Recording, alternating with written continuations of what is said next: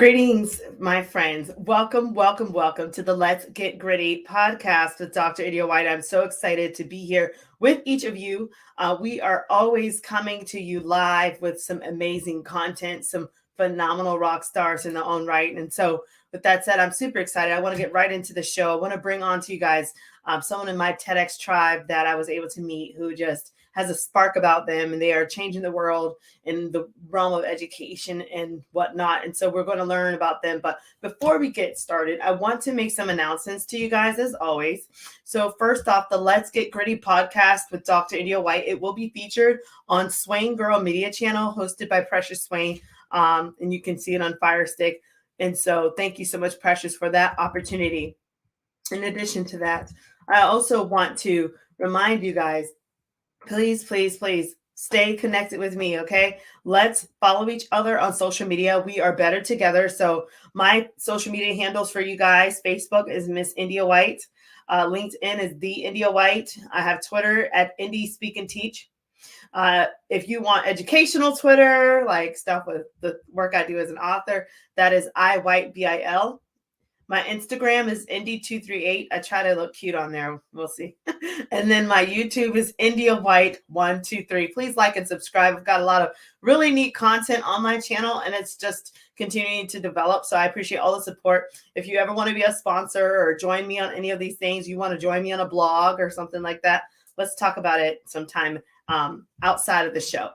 In addition, please check out my website, always www.india-white.com, for blogs, books, and to schedule me for your next speaking or coaching event, anything that you need. Let's make it happen. Let's join together. Okay. So those are some announcements, and I appreciate you guys allowing me to get that out there. I really am looking forward to connecting with you guys, and I'm so excited about those that also want to be featured on the show. If you're wanting to be featured on my show, you'll see that stream is streaming down there. It's the banner, and it's telling you what you need to do. So send a photo and a bio to india.white.123@gmail.com. And so with that said, guys, we are going to get started with our next phenomenal guest. She is a TEDxer, and she is an educational leader doing some amazing things, thriving in her own element. So please help me welcome to the Let's Get Gritty podcast with Dr. India White, Mrs. Mary Kingston. How are you, Mary? Hey, India. I'm great. How are you? It's so great to see you again. Yes, my TEDx sisters. Yeah. So you. So, okay, Mary. So welcome to the podcast. Now, tell us a little bit about yourself. Sure. So, hey, everyone. So India and I have something in common. We are both really passionate about education and about equitably serving all students. So like India, I'm a former teacher, and I taught middle and high school English out in Oakland, California.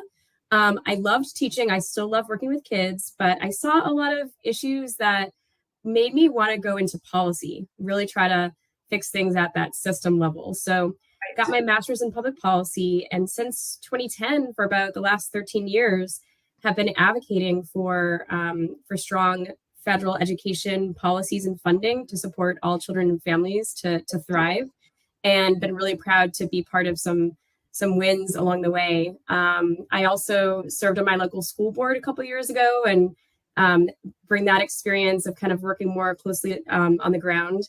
And then more recently, last year, just reflecting on all my experience teaching, being a mom of 2 young kids, and working in policy, just really realize the power of our curiosity, and to help us promote our own well-being and joy, but also to help us connect better with one another and bridge differences. And so I founded an organization called Live Curious, and you can check it out at livecurious.us. And that's what brought me to the TEDx stage with India.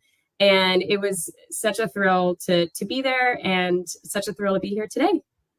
Amazing. Wow. You said so much. Of course, you're a rock star. I mean, you're on the TEDx stage. So, I want to back you up a little bit. You spoke about serving on your school board, and you spoke about having a desire and a grit for educational policy. Talk to us about why did you cultivate grit towards education? And and then when you founded your site here and your business on Live Curious, why did you have such a passion towards this? Talk to us.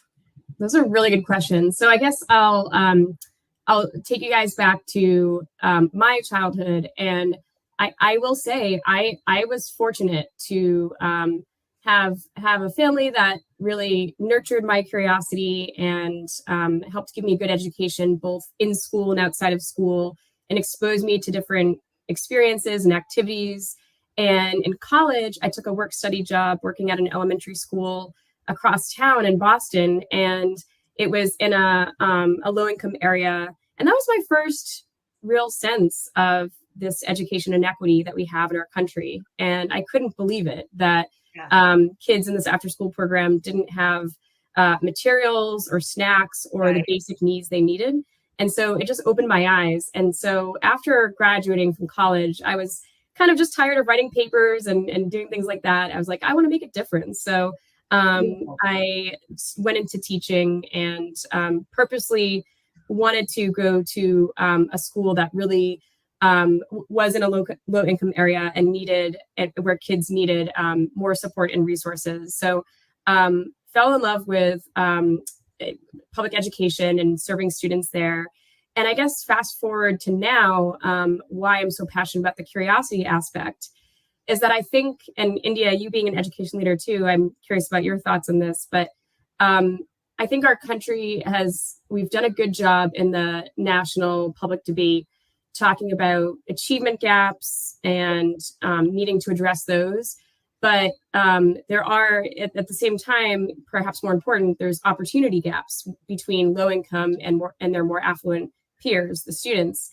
And what I'm really passionate about now is not just ensuring that all students get a rigorous, high quality, well-rounded education, but that they also get access to explore their curiosity, to have opportunities during the school day and outside the school day where the teacher and other adults are paying attention to what they're curious about and interested in that's culturally responsive, that's driven by their own interests, and that we as adults give them opportunities through project-based learning, experiential learning, field trips, summer camps and enrichment after school to explore that, because I believe that's a human right as much as, affordable housing or universal healthcare or public education, the ability to discover and explore what makes us come alive in our own interests. And so it's almost a newfound commitment to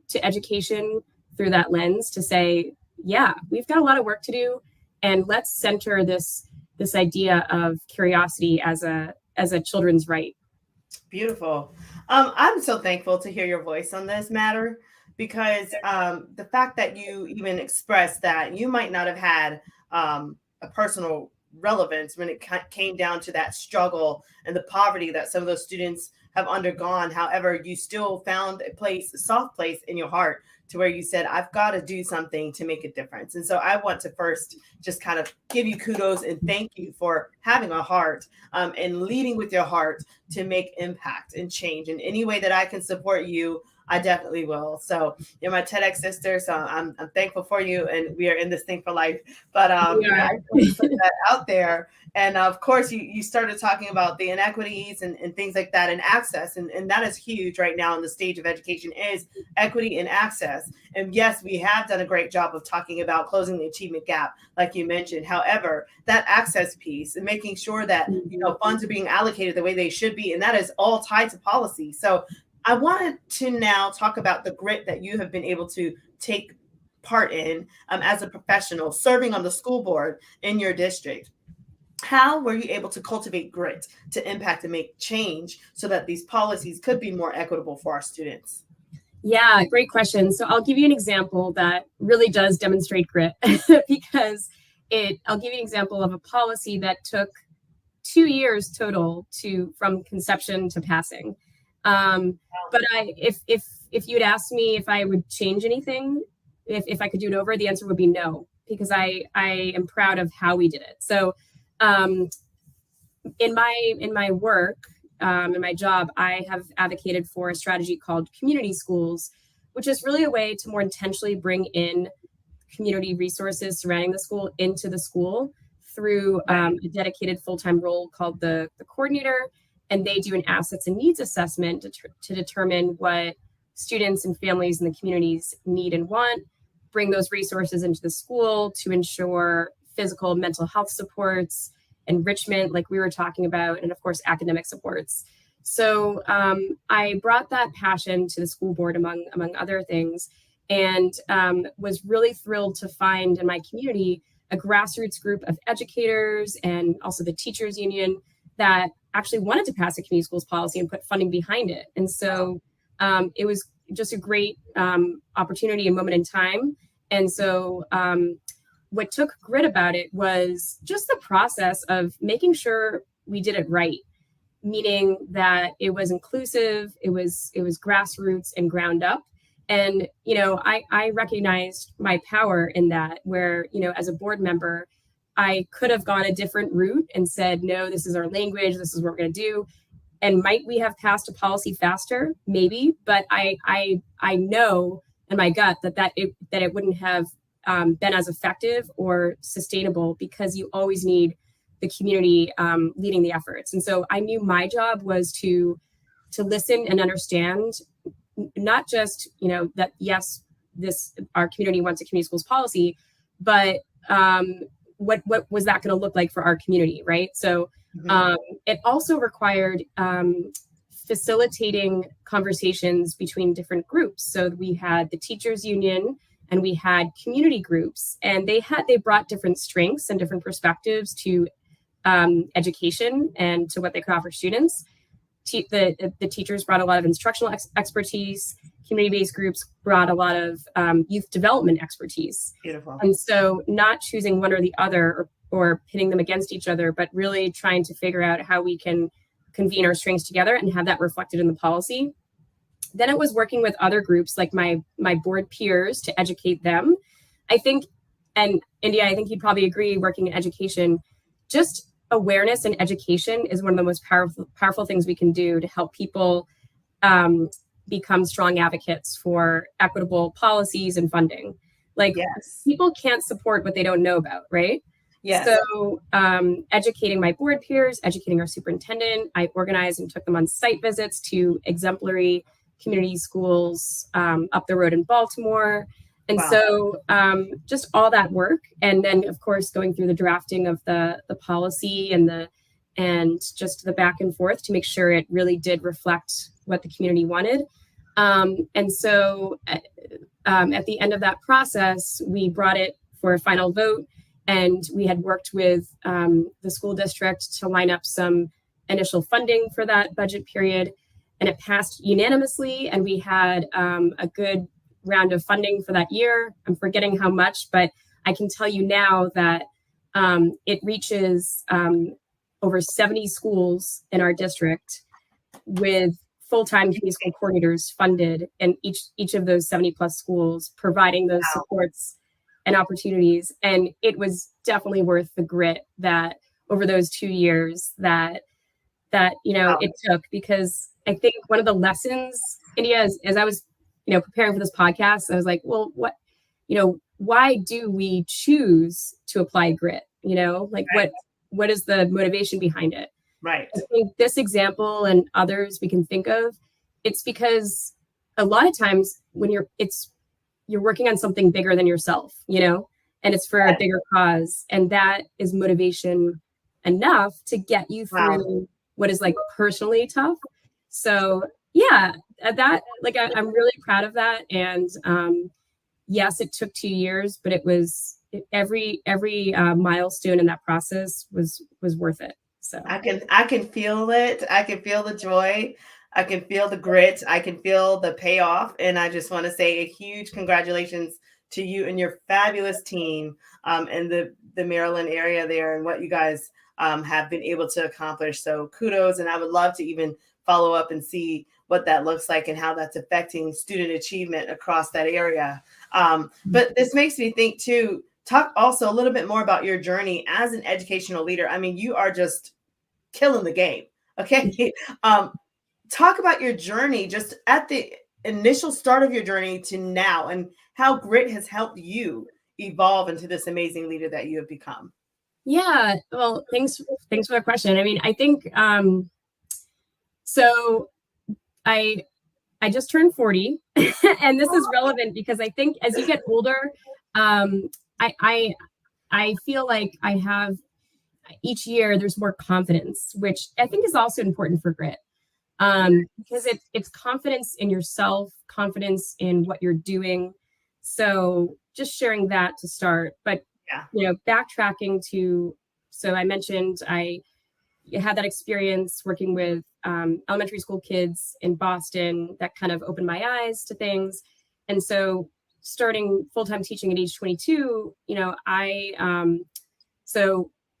I shared this in advance, a professional experience for grit. So that would be my very first year of teaching, and yeah, I'm sure you're just like me. Your first year of teaching is just always imprinted in your mind and your heart for both. Let's talk about it. Yeah. Reasons. Yeah. So my first year of teaching was 2005. We were, for those of you who don't have to read all the federal policy like me every day, just so you know, that was under the era of No Child Left Behind. We had this federal law that was very strict about schools meeting adequate yearly progress, which basically means students had to score a certain average on standardized tests. And if they didn't, the schools would be punished and get labeled and get funding taken away. So it was a very high stress environment. And as a first year teacher, I was assigned a middle school to teach a 6th grade class that was called Reading Intervention. And it was, looking back, every decision that the district made about this was, I think, ill-informed. Not every decision, but I think basically it was a class created for kids who had scored on the lowest reading levels the year prior. So they essentially had created a separate segregated class for them. And it didn't take longer than a week for these students to realize that they were in a different class than their peers. And they asked me in week 2, Miss Kingston, are we in the dumb class? And so, no one prepares you for that question, right? So after that, and seeing how they saw themselves, I wanted to make sure I did everything that year to show that they were brilliant, they were smart, and this has no reflection on their ability or their intelligence or their strengths. And so besides just the average first year of teaching, which takes grit in general, there were a few other things that I had to particularly apply grit to that year. So one was, because that was a separate class, the district had chosen a scripted curriculum for me to teach that I quickly realized was just not adequate. And because the kids were on a lower reading level than 6th grade, let's say it was more like a 2nd grade reading level, which was a failure not of the kids but of our school system. Right? The scripted curriculum assumed that because they were in a 2nd grade reading level, they would want to read texts that appealed to like 8-year-olds instead of preteens. And so my first act of advocacy was going to my principal and just saying, this isn't going to work. I can't teach this. I can teach the grammar and the technical parts of it. That's fine. But that's going to drive me crazy and drive them crazy just to do that. So I'm going to, find texts that appeal to them, that are age appropriate, culturally relevant, and add in some poetry and other things and novels. And I was able to just redesign the curriculum. And it wasn't a matter of, it's something I knew I had to do. But yes, it took grit. As a result, the students really enjoyed a lot of the projects we did. And back then it was, it was before Facebook, or right when, before Facebook really took off. So MySpace? Yeah, MySpace, that's right. We did some projects with MySpace. Yep. So some of your listeners might even not know what MySpace is. I know. We're not getting old though, right? Remember, we're not getting old. We're just, this is right. So now people are telling me I got to get on TikTok. So I don't know. It's too much. I know. But yeah, so that whole first year, as you remember, India, from your experience, anyone's first year of teaching takes grit. But I think it goes back to what I was saying earlier about like when you know it's something bigger than yourself and you're invested in it, you Right. can do it. There were a couple of other reflections I had on that first year of teaching. One, it also really helped to manage my expectations. So, and to not confuse that with lowering your expectations, but to manage your Wow. expectations. So like I Beautiful. knew over winter break, you have like a minute to reflect. And because my students just had a lot of had a lot of challenges in education and maybe hadn't had like the structure that they deserved, I was having challenges with behavior and things like that. And so and I was trying different things and still building relationships, which was Right. helping. Right. But I just realized that, okay, just get rid of the idea that every day can be amazing or perfect, or every moment, and manage your Right. expectations. And I think managing your expectations, and to also clarify again, not lowering but managing them, helps you to stay on the path of grit, because you're not trying to be perfect. You're Right. trying you're trying to pursue what you know you need and want to do. You're giving yourself a little grace. I think the other lesson from that first year is, as this is a life lesson, it takes a village, right? Yes. So talking to your other peers just for support and guidance. And so that was an important lesson. So anyway, that was the first year. And then I taught for 2 more years. I actually taught in ninth grade the following 2 years and really loved it. But I just knew it was time for me to then try to figure out, how can I try to make a difference in the policy space, so that Right. what my students faced in terms of injustices and inequities and lack and inadequate resources, I could help address on a bigger level and maybe impact more kids and communities. And so Beautiful. that brought me to the policy work. And to try to summarize the last 12, 13 years in policy, I think one of the big lessons, India, for grit is also along the lines of it takes a village. Every win I've been able to experience in policy has not been alone. It's been part of a team and as part of a coalition. So with advocacy, you got to have a coalition. And not only makes you more credible, and Right. makes the work, the load easier, but makes you more effective. So Beautiful. look at the most successful, coalitions and movements in our history: the civil rights movement, the gay rights movement, the women's rights movement. It wasn't just a few people, right? So and bridging across differences. So I think, yes, applying grit personally and being really clear on your why, but also giving yourself some grace, managing expectations, and leaning on your village. That's beautiful. And I appreciate you giving this advice. So let's elaborate a little bit more on that advice. Now, when it comes down to anyone utilizing grit for their success, Mary, what advice would you give to a listener? Because I mean, you have been able to go from, the education space to a TEDx stage to, having your own business and all these great hats that you're wearing. What advice would you give to that listener if they're just like, oh, I don't know where to get started. I don't know what to do.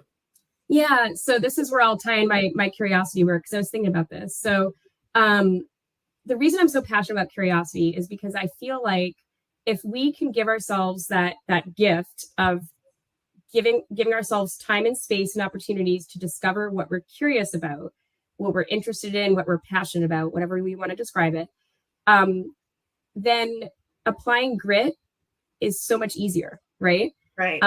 Because you're curious and passionate about it, and doesn't make it completely easy, but it helps you just stay on the path. And one message that I'm passionate about sharing as it relates to curiosity and grit is to use your curiosity as your compass in your life. And when you do that, success will follow.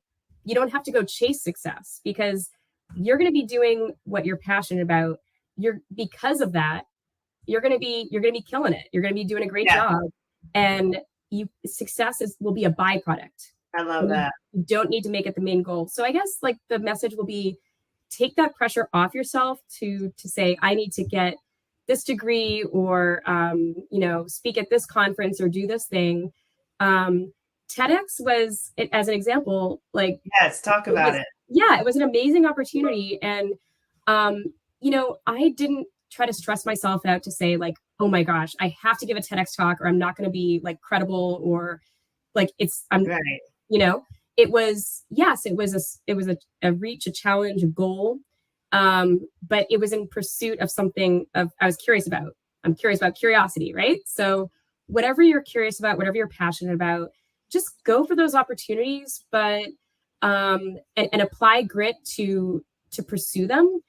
But know that the journey's the reward, right? Like when you're doing what you're passionate about, grit will almost happen naturally. And yes, there will be times and days and moments, as you know, India, like as you shared so beautifully in your TEDx talk, that you have to consciously apply grit and double down. And that's what makes it grit. It's hard when things are hard.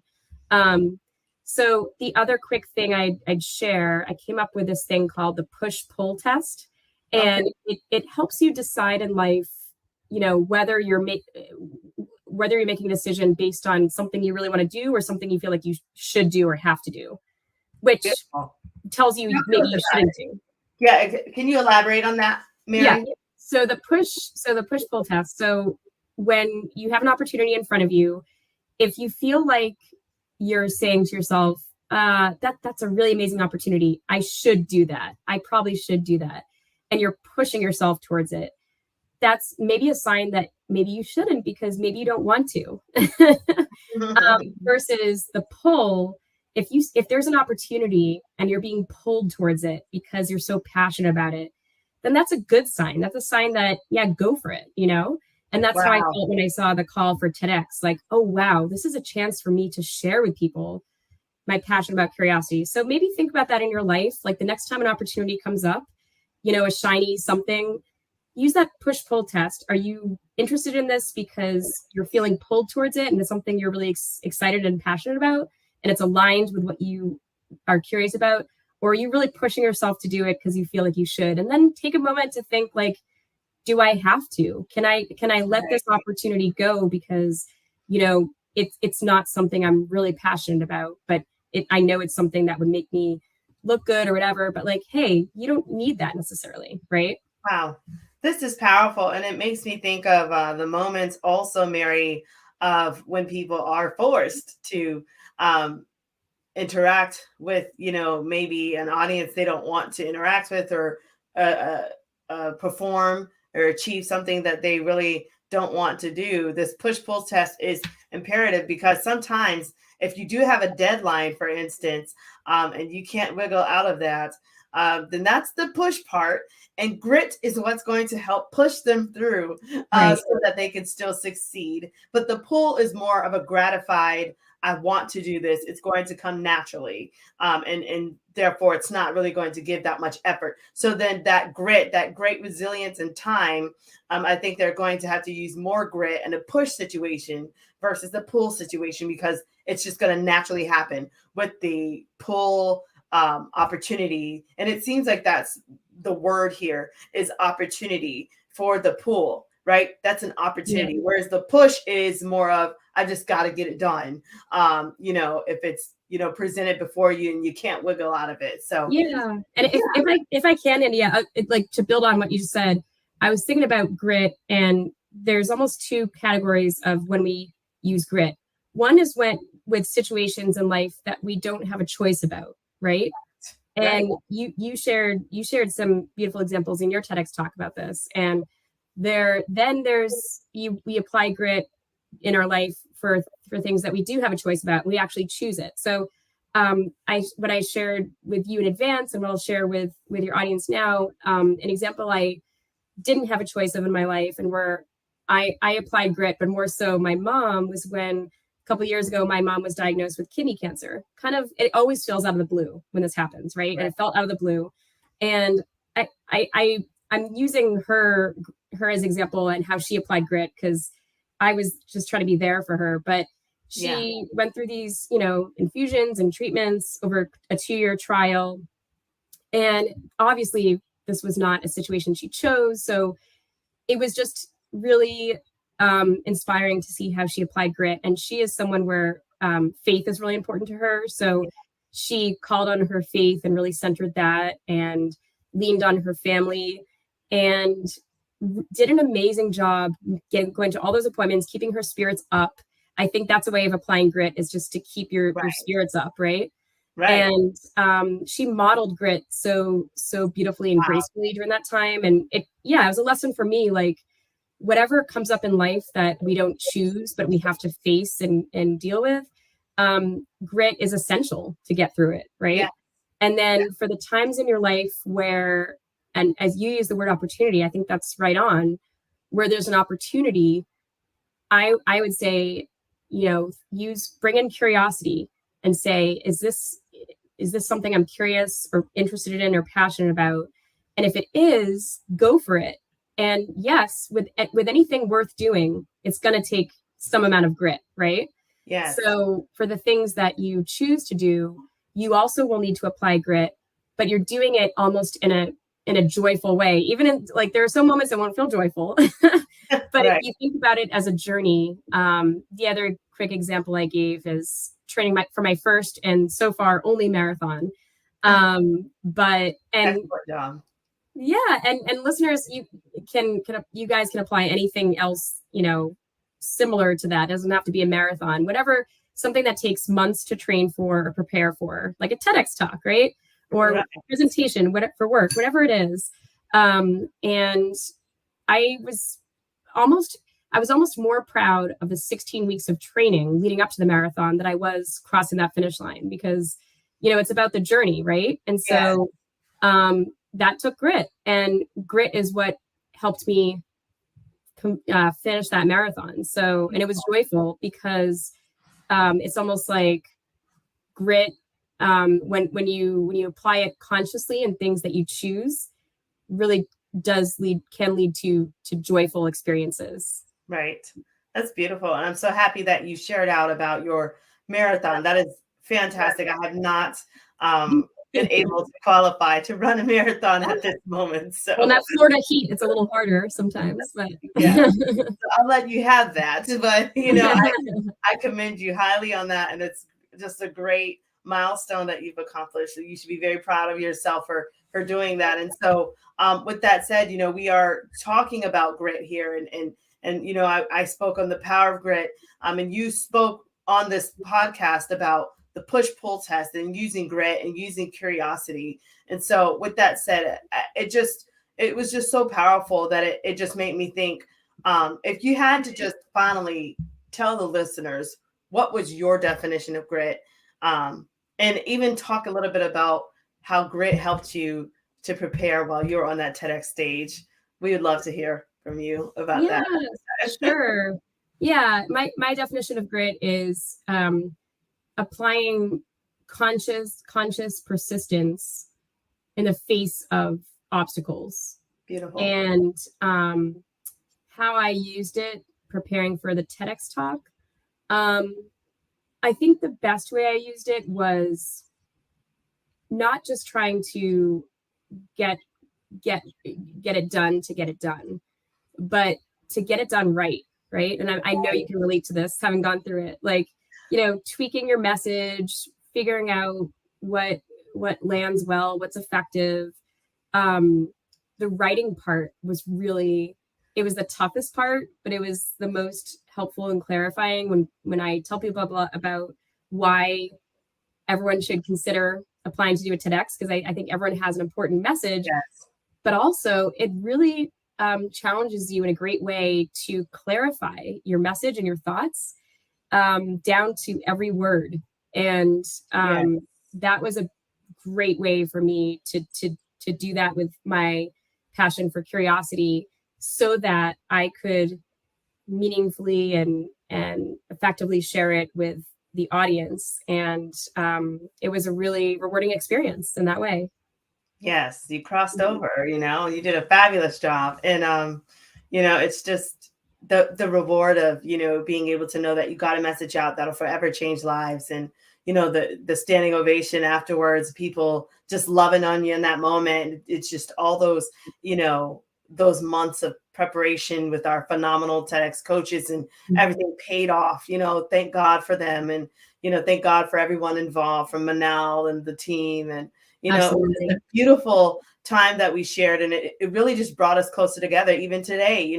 And I think that grit is one of those things that no matter what your profession, if you just take a little bit of grit with you, you'll be able to rise above your challenges and to persist and go beyond, like you've done in your life. So with that said, Mary, it has been a phenomenal opportunity to have you on this podcast with me today on Let's Get Gritty podcast with Dr. India White. Now, I know people are going to want to follow up with you regarding, how they can connect with you on some different partnerships, maybe in Maryland or maybe nationwide. Maybe they want you to speak at an event. Maybe they want you to partner with them on policy or something. So how can they reach you on social media or your email so they can keep in touch?